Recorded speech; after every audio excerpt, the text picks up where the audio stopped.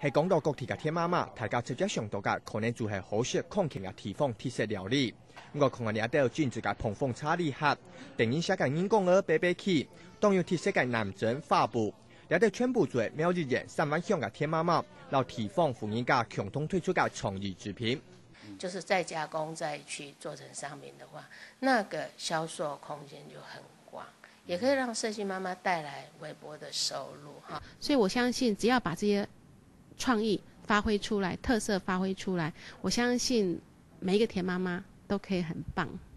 出啲研發新嘅產品，推動關山鐵媽媽美食產銷班，很運用嚟當地生產嘅河米，而傳統嘅種嘅地圖更以東埔嘅舊民俗，也係包定風頭鴨嘅種嘅，全部都有特色。因為已經開發新嘅食品，唔但將冇受到經濟嘅影響，還本嚟對鐵媽媽增加了其他嘅收入。有青苔幫助，做得增加差唔多1-3年，差唔多1-2萬元嚟啦。鏡頭受到推動，實工嘅鐵媽媽除咗做傳統美食嘅生意之外，還利用有限嘅時間做啲位手工藝來賣錢，爭取更加多賺錢嘅機會。其實再把各種嘅機會加到創意，強用咗一啲冇見識嘅環境度出頭天。下個新聞綜合報道。